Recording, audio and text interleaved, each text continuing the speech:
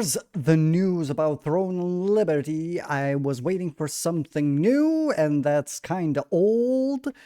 And I'm interested. I'm Matchbox, and I have my... Yeah, I'm too lazy to take a cup, and I made this in this interesting container. Okay, this is hot today. So, before that, don't forget to comment, like, and subscribe to my channel for more videos, for more gameplays, for more me. And let's watch what we have new about Throne and Liberty. So some pretty massive updates for Throne and Liberty today. The global release of the game has been pushed back into 2024, but it's not the delay itself that's the big news, it's the reason, which is they are overhauling the game's combat, the leveling, progression systems, and more. This information came via NCSoft's second quarter 2023 earnings call that, beyond financial reporting, included a Q&A with investors that resulted in them revealing a lot of these details. So in the opening minutes, NCSoft's CFO Okay, so they probably, of course, they are not thinking about players because a lot of players were angry because of fighting system, because nobody wants the old tap target static gameplay of fighting, and the old Lineage fan base didn't really give a fuck. And they won this game.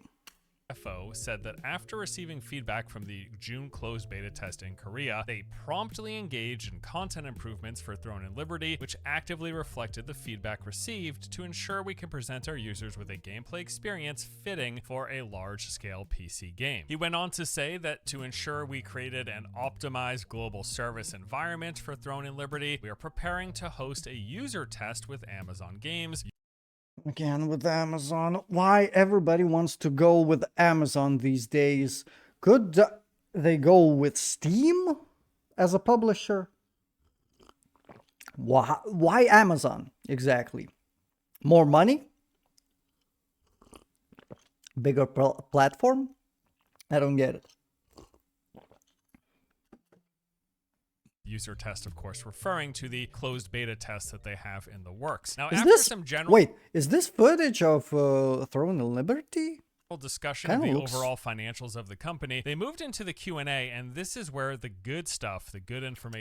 Actually, I haven't watched any footage of gameplay. I should, for research purposes. I should. I'm kind of messed up with that. Yeah. Okay. Information and details came through. Now, in terms of the delay, as you might recall, initially Throne and Liberty was slated to launch sometime in the first half of 2023. That was then pushed back to October, and now, as mentioned, it's been delayed even further into 2024. However, tentatively, they are still planning to release in Korea in the fourth quarter, specifically in December. But the global release, yes, that is pushed back into next year. So why the separate releases? Well, apparently, NCSoft is hoping... Yeah, they're probably trying to cater to more Western audience because they kind of failed to do that. If we, quite frankly, they failed to do that with Lineage when they launched the free version. That the Korean release of Throne and Liberty is going to build up enough hype for the global version to get people really excited. So... or very disappointed in the game. That's some kind of the thing. They, with Korean launch, they could possibly kill the game if that is not already... I'm messing up the words. If that didn't happen already. Since the gameplay from Korea beta testing came out, and not a lot of people were hyped. what they specifically said was, for the domestic launch, the reason why we're looking at the fourth quarter would be that during the CBT we conducted, there were various issues that we were able to identify. And I think that we have been able to fully incorporate and have completed the overall updates that are required. Based upon that and the feedback, we do feel comfortable with a domestic launch within the year. Further adding that with the buzz created from that Korean release of the game, they think that this will, quote, create a more solid support base of fandom surrounding the game for the global release. Now, the reason I chuckled at the start of this block of quotes here is because if you were present during that closed beta test in June and saw all of the feedback that came out, you might have seen videos, coverage, Twitch streams, maybe you saw my videos, you will know that what they're hoping for seems like a bit of a miracle because yes, feedback was predominantly negative. There were actually that was a good chunk I of good talking things about the game that that what people were I excited was about, talking but about. the issue was the core of the game, the combat, and things around the progression systems, how grindy it was, the autoplay. Okay, autoplay, I get it. But the grindy thing, come on, this game is supposed to be like a sequel to Lineage 2, right? And Lineage 2 is hardcore grind. So what the fuck? Many of those people who are talking about the grind, that they don't want grind and all that shit, didn't really played any kind of games like that. And I think one of the most popular games, Black Desert, is Grindfest. Right? Right. So, at least from what other players are saying in their videos, at least what I've managed to gather. So why so angry about the grind aspect? If this fighting system is good, not boring, and maybe autoplay will help with that, but fuck it. If the fighting system is good and not boring, then the grind won't be such a problem, in my opinion. But what do I know? My most played game, I think, is, at least from MMO's perspective, is Lineage 2.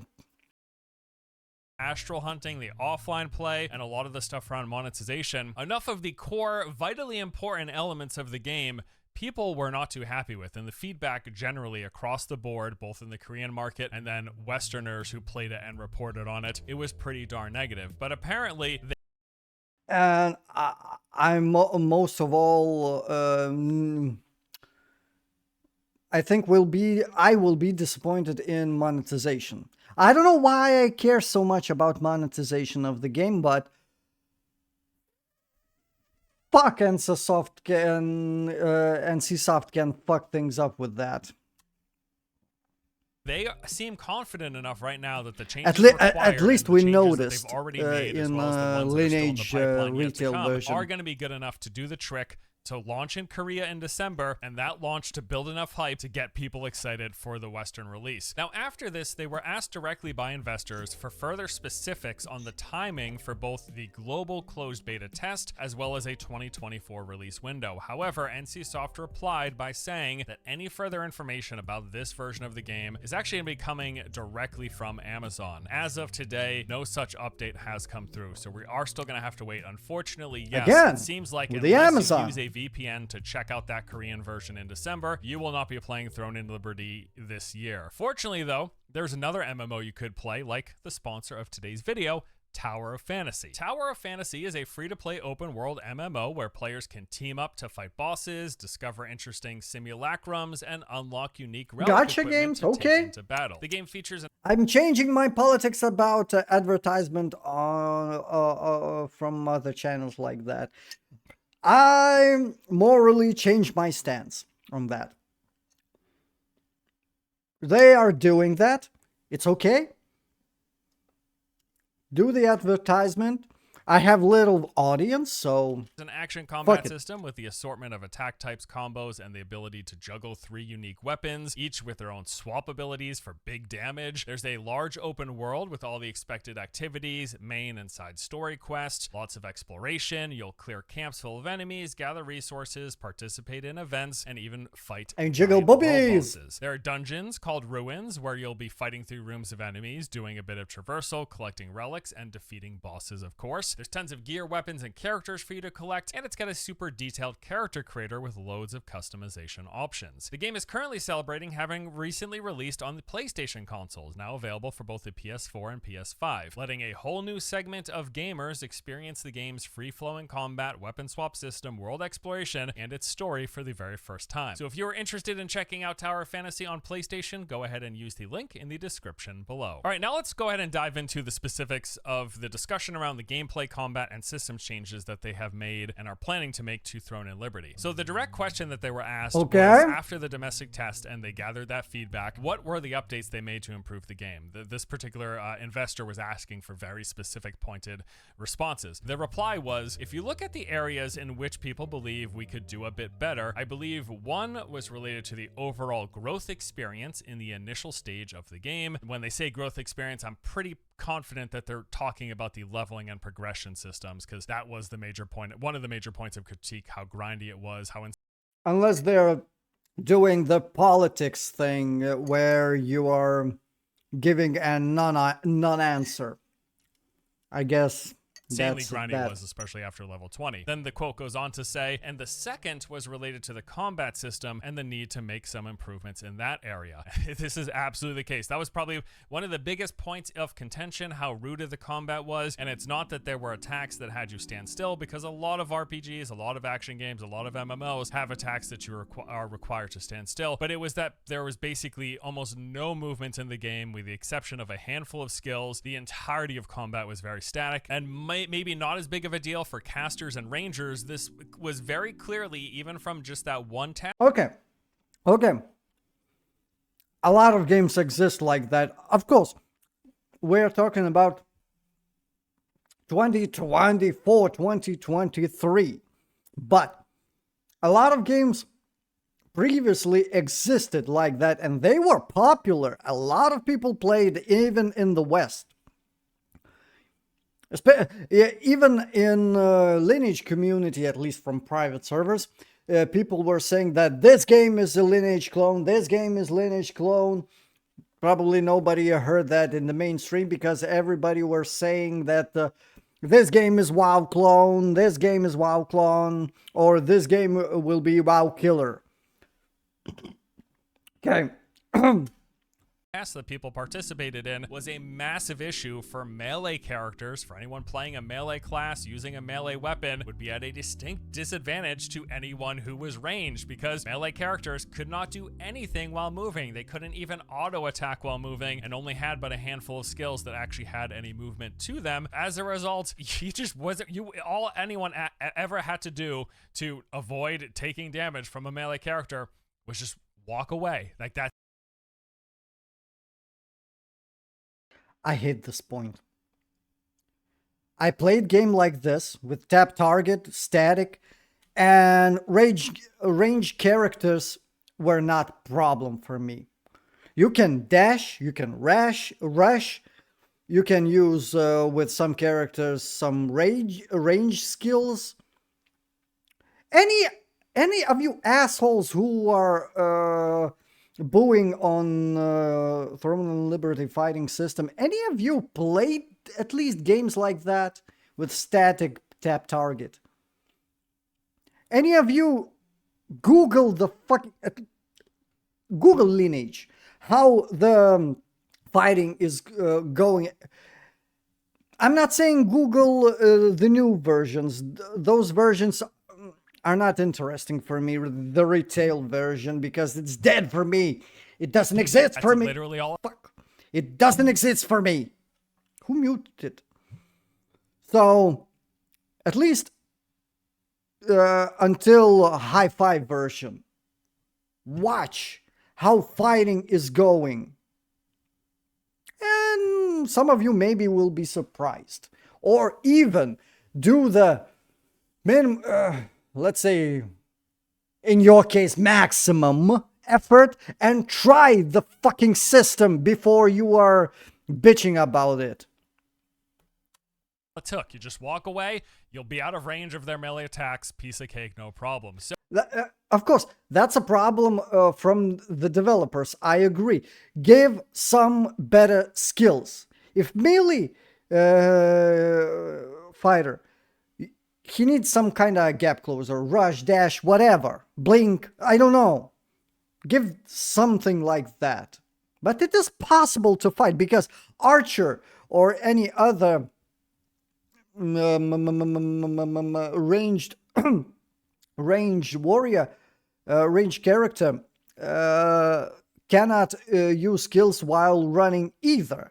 So, and many of those characters are fucking glass. If you punch it, it will die. Sorry. Sparkling water. I don't remember that I ate that. Okay.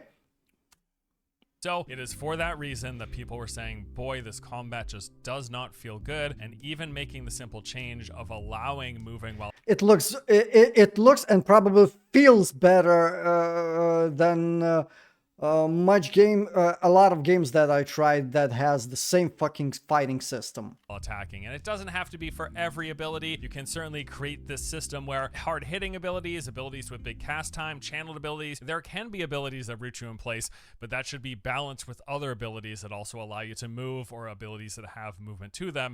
And that would be best if they change it to, of course, even to me, the best that they would change every fighting system to some kind of tap target or an action fighting system.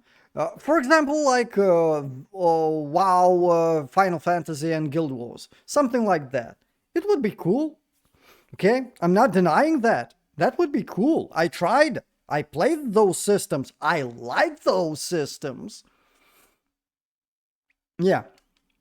They are going to be making that change. They went on to say, as a result of that, the improvements that we have incorporated can be divided into two areas. One is that the overall gameplay we have made more dynamic. What we've been able to do is ensure that characters can now move and attack at the same time, and also we have tried to improve the overall responsive time so that gameplay feels more dynamic. Curious here if he's referring to things like input latency or just response time. I think another big point of contention from what I saw and from the early feedback that I watched was character like turning felt a little awkward and clunky. The way your character moved around had like a sort of sluggishness to it. So I'm hoping maybe when they're talking about the response time, they could be referring to that, to the character movement, positioning, facing your targets, turn radius, things like that. And then going on here, they said that the second thing they're working on is in terms of the overall progression and how interesting or entertaining it is. We have eliminated a lot of the simple and repetitive content required for progression, and at the same time we have also accelerated the overall speed at which characters can level up. And this was another one of the major complaints, was after those like first 20 or so levels, the game clearly became incredibly grindy, and what the community was assuming at that point was because the game featured astral hunting or an auto combat system, the developers were designing the progression, they were designing the leveling experience around the idea the game can just play itself. So theoretically you could have the game running 24/7, your character grinding even when you're not here, getting experience, gathering gold, resources, items, things like that. And they were designing the progression, the scaling, the timing it takes to start from scratch and go reach to max level or whatever. They were designing that with the auto hunting in mind. So I don't know, they did not actually directly address whether or not they're going to be changing, removing, or making adjustments to the auto hunt system, but at the very least they have addressed and said that they have sped up the leveling process, and they have also reduced a lot of the simple and repetitive content required for that progression. And those are two pretty massive improvements that I didn't try previously the how long it takes to level up, and then maybe that could be very, very bad, because I know how it's hard to level up. Of course, I played games like that, which even with lineage standards are grindy as fuck and bullshit as That shouldn't be like that, because I cannot enjoy game if all I'm doing is punching mobs, sticking my stick in mobs. That's not fun. Maybe then questing, nice questing system, good questing system. Maybe something better than just poking until it's dead and moving to next one. Maybe some kind of, I don't know, whatever. Let's see. I'm excited to hear that they are actually addressing, and that they're evidently addressing quickly enough that they feel like they're ready to release the Korean version of the game in just a few months from now, in December. They then touched on the fact that with Throne and Liberty, that they are trying to branch out and reach a much wider audience in terms of demographics, in terms of location in the world, age, play preferences, the games people enjoy. They're trying to branch out compared to kind of the existing fan base of NCSoft Games, and for that reason, they're putting a lot of thought and work into how they address the feedback they're receiving and how they're going to try to appeal to this. They are not doing good job, because they fucked it up with Lineage. And I don't have, and other games, other parts of their properties. The main thing that will fuck up everything for me is monetization. How much influence it will have on the gameplay. Probably. New grouping of... If I hope I will be able to play the game. I don't know.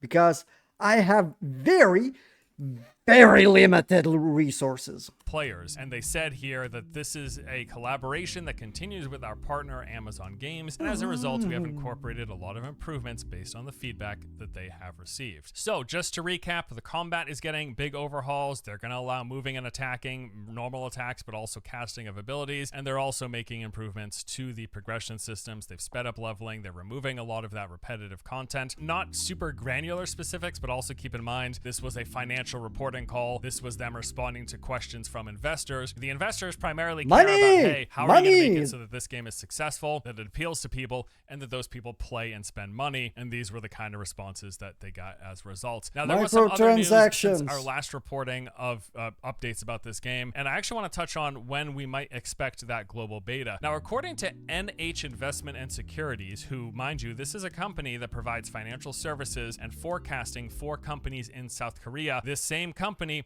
was also on that quarterly investment call that we were just talking about. According to them, Throne and Liberty's global beta is going to be scheduled to begin sometime very soon. In an article that was posted... So there's no date. Somehow I imagine that there is a date for beta testing. So probably global beta testing will be somewhere in December, maybe. For them to have enough time to implement new changes for the game and test them properly, and maybe then we will have the news for full version or another delay. Maybe. Okay, my thoughts about the delay. I'm all for it if that will give something good, if the game will come out good and possible to play. Discussing NCSoft's financials and investment potential, a representative from the company said Throne and Liberty is scheduled to conduct a global test in August through September, and the key is whether the complaints mentioned during the domestic test can be corrected. Keep in mind, this is a company that basically gives investment guidelines for people, judging how well or not they expect an individual company to do based on their existing and projected financials. So the reason for them even discussing a beta test for the game is because the feedback that results from such test could result in affecting the company's value. In fact, after the Korean closed beta test that happened back in June, NCSoft financials did take a hit with a lowering of their earnings estimates as a direct result of the poor reception that the game received. So clearly this is something that they're in the loop with and they have some general idea about. Also, there's the fact that Amazon opened up registration for the global beta back in early June. So it's not too unreasonable to think that now, 2 months later, we might be getting close to those those tests beginning. However, as just covered, this recently announced delay and the changes that they're making to the game mean that there is a decent chance, I would assume anyways, that the original timeline for this testing, for the global test, that's probably been impacted. Although they are projecting testing to start within the next couple of months, it may very well not be until later in the year or even early in 2024 that we actually get to test out the global version of Throne and Liberty. Yeah, I agree with that because I already said that he repeated the same thing that I was saying, actually, that since they're implementing new changes, they need time for bringing them to beta test, and in there will. Now, in other news, one other thing I wanted to touch on was German gaming site GameReactor.de not too long ago posted a 24-minute video of Throne and Liberty console gameplay because, yes, as a reminder, the game is coming to both PlayStation and Xbox consoles, as well as launching on the PC. Now, the footage is of the game running on an Xbox Series S, and it actually just showcases the introductory experience to the game. They go through character creation, they do the initial tutorial, which basically runs through movement with sprinting, jumping, morphing, and the grapple hook, as well as combats with like the basic attacks, skills, and the game's parry system. In this, we also get a look at the world map and all of the various zones, the ones that are contested for PvP and otherwise. We got to see the console UI with a look at the menu, the inventory system, and overall, I actually think this looks pretty good. At the very least, while the character is just playing normally, I like how a lot of the stuff is consolidated into the corners, not taking up the center or the middle of the screen. And also keep in mind that the PC version of Throne and Liberty is going to have controller support, and we presume if you're playing on a controller, you're going to get this controller or console-focused UI as well. They explored the game's first town, talking with NPCs and vendors, walking around, checking out their inventory, and then... But I'm not a controller player. I'm all for keyboards. Controller for me, I think, would be better choice in fighting games because I'm used to that being fighting with my thumbs. And went on to fight some large treant-like monsters. And I just have to say, watching through this 24 minutes of gameplay once again just makes me hope that they can actually do it, that they can do the impossible and go from having that closed beta test 2 months ago with overwhelmingly negative reception and actually turn things around. Because, man, if they can improve the combat, if they can make the game feel better... Final Fantasy XIV did that. They put out shitty game, they improved it, moved on, and now it's one of the most popular MMORPGs. Better to play. If they can make sure it's not overly grindy or aggressively monetized, there is a lot about this game that looks really good. Like, I covered this in my last video, but I think it bears repeating. For starters, the visuals and environments are really slick looking. Like, check out any of Stepperou's coverage of this. Will we be able to jump? Because in Lineage 2, we are heroes who will save the fucking world, and we can't jump. That's a meme from the past. Then they implemented the fucking command into the chat. Point, jump. And then you get chat banned for spamming. Because you tried to spam jump with macro. Awesome!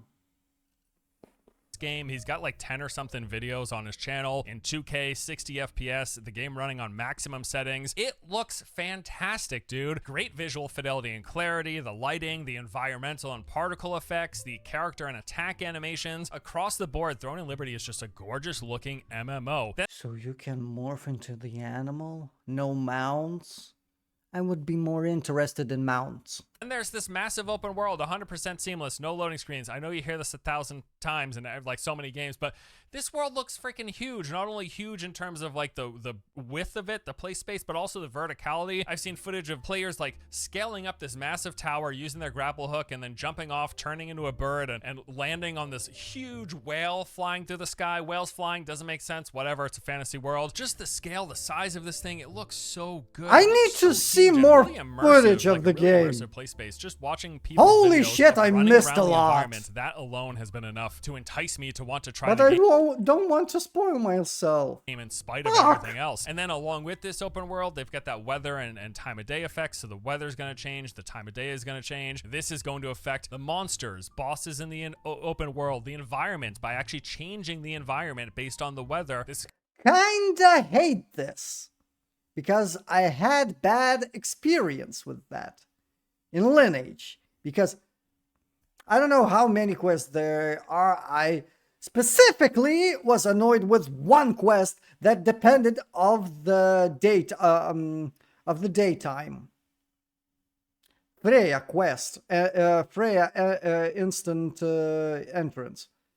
Motherfucker, I was so fucking angry because I miss a few times when I was doing the fucking quest. That's PTSD talking.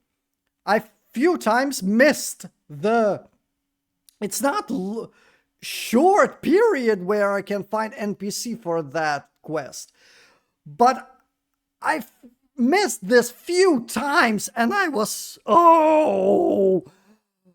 I was so fucking angry.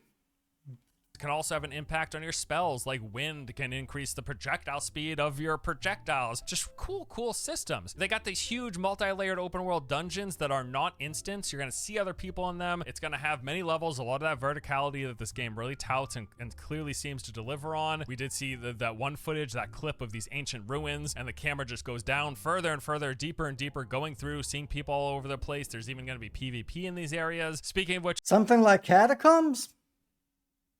if you like PvP, the game's going to have a lot of it. A lot of the open world will have PvP, with regions periodically switching from contested to not contested. There are going to be guild fights over world bosses. A lot of world events, but not just your basic open world MMO Big world events. war. World events that are actually competitive, that have players competing against each other to either collect the most materials of something, kill the most NPCs, or fight other players within a certain time frame. And then depending on how well you do this compared to other people, you're going to receive better rewards. Some really cool features. A lot of little small stuff too that I touched on in the last video, like these little dust devils that can appear in the desert. You walk into them, they shoot you up in the air, or the fact that when it rains, it actually fills up bodies of water, increasing the level of the water, like going from low tide to high tide, but in a pond. Just some really cool and interesting stuff. Really cool and interesting systems. And over these past couple of months, since the last video, the more I check up on this game, the more I'm kinda disliking the transformation thingy.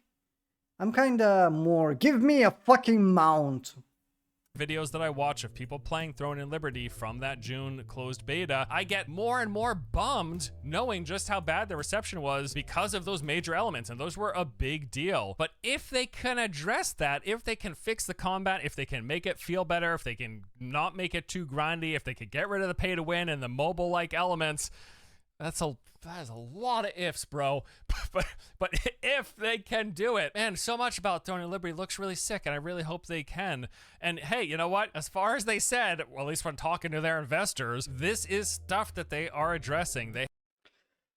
This thing that it excites people, okay? The Lineage did the same thing. I'm really afraid that will happen the same thing with Lineage. Nobody will play the game, and the people that will play the game will be victims of excessive monetization because company needs to make its money for the game.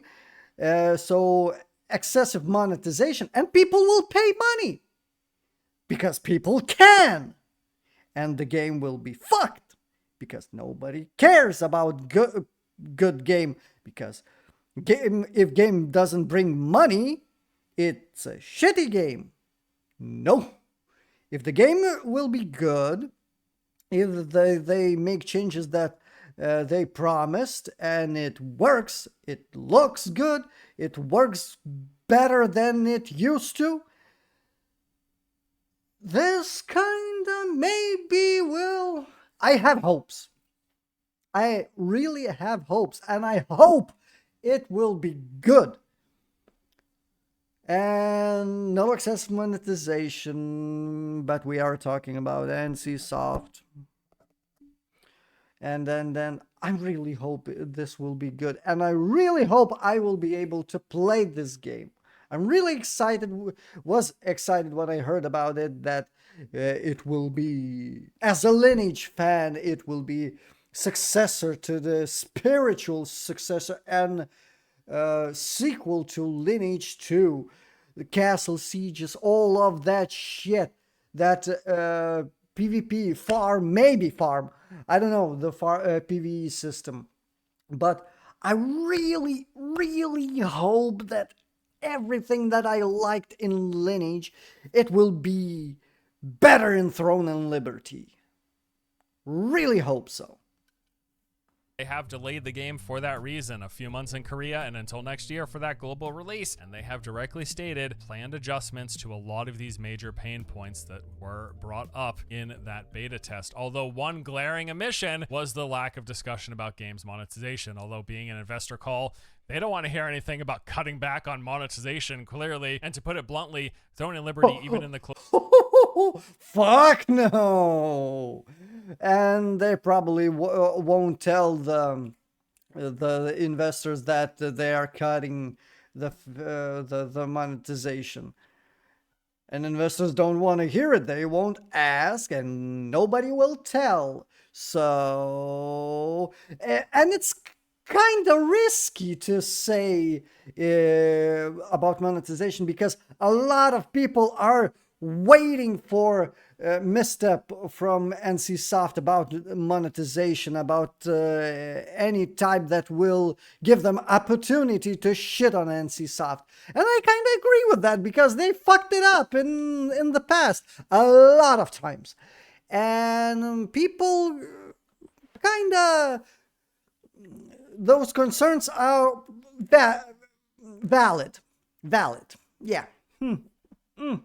Closed beta had some of the really bad elements of mobile game microtransactions on display, with paid-only daily quests that grant massively better rewards than the unpaid versions. You gotta spend money to get the better daily. You gotta spend money for better daily quests. Oh boy, what an opportunity. Also, the fact that the offline autoplay, which basically just accounts to free experience and gold for any players who pay for it, that comes only via a monthly subscription. There is running the game autoplay, but if you want to shut your PC down and just have the gameplay itself on their servers, you have to pay for that. And then just a bunch of other pay to win and pay for convenience features that, again, were already in the game, just in a beta test. Whole lot of ifs, but yes, if.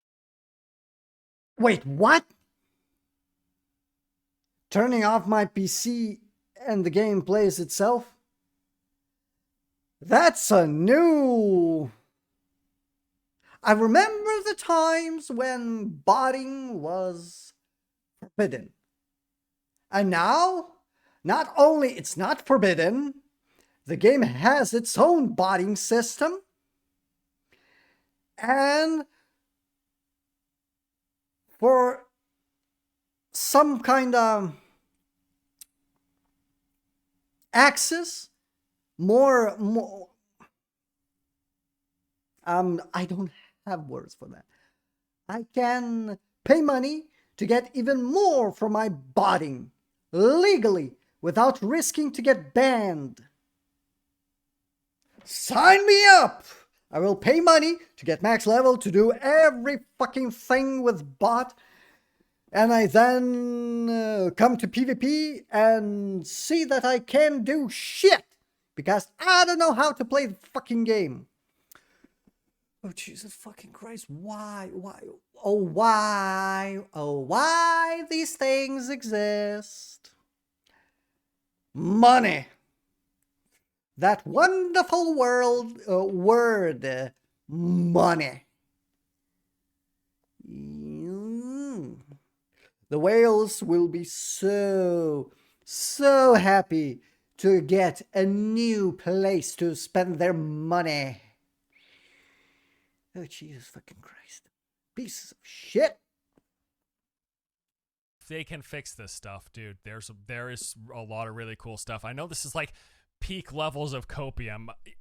At the end of the day, it doesn't matter, right? If this thing comes out and guilty don't really address myself. The things, if the game doesn't feel better, if combat doesn't actually, if those combat changes aren't actually enough to make it feel better to play, and all of the other issues, well, then too bad. I'll just play anything else, right? There's a lot of games to play, but I hope they can fix it, dude. I really do, because yes, as I went through that list again, so much about Throne and Liberty sounds really cool, and it looks good, dude. It just looks so good, and it's huge, open, love the verticality. I want them to fix this game. I'm not holding my breath on it. I'm not counting on it, but I hope they can do it. We will see what happens. I'll keep you guys up to date. Thank you for watching. No problem. I'm pressing my like for you. That was awesome video. Thank you.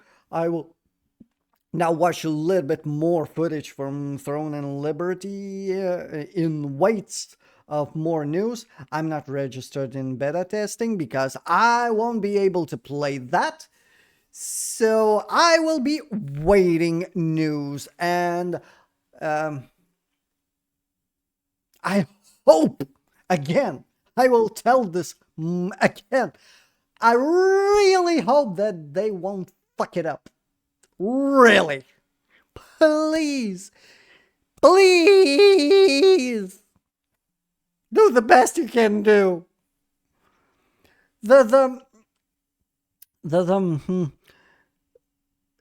Few companies and their games proved that listening to the feedback from players is a good idea to making the best product that you can. Please do it. Do the good thing, NCSoft, please. So, enough of acting like a doofus. Thank you for watching. Link for this video you will... Stop it. You're in my way. You will find in the description down below, as always. I hope you enjoy it. I've been Matchbox, and I hope to see you in the next one.